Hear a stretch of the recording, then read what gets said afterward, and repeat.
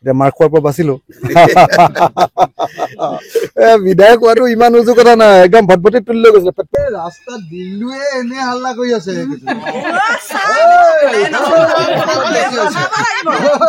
ৰাস্তা দিল্লু এই কেইদিনৰ ভিতৰত বনাই দিম এতিয়া হৈ গ'ল 1 কিলোমিটাৰ আৰু ৰাস্তা হোৱাৰ পাছত ভোজ ভাত যদি খাবলৈ নাপাওঁ আৰু কোনে কোনে কি দিব ৰঙালাও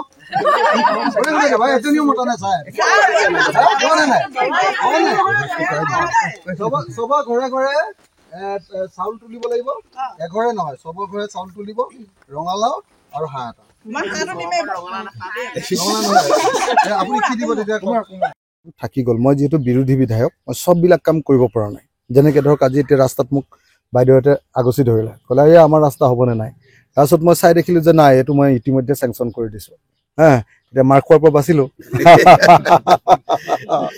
বিধায়ক হোৱাটো ইমান উজু কথা নাই একদম ভটভটিত তুলি লৈ গৈছে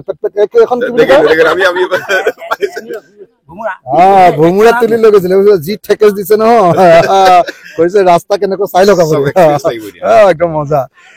ভাল ৰাইজৰ এই কনচিয়াছনেছটো খুব দৰকাৰ ৰাইজে যে ৰাস্তাটো লাগে বুলি গোটেইখিনি মানুহ যে ওলাই আহিছে এইটোৱে মই সদায় এইটোৱে কাম কৰাব খোজো আৰু মই আজি শান্তিপুৰৰ আমাৰ ল'ৰাকেইটাক খুব গালি দিছোঁ যদি নিজৰ ভাল মাটি এটুকুৰা দিব নোখোজে ডনেশ্যন এটা পৰিয়ালে তেওঁৰ হাজবেণ্ডৰ হেৰিয়াত স্মৃতিত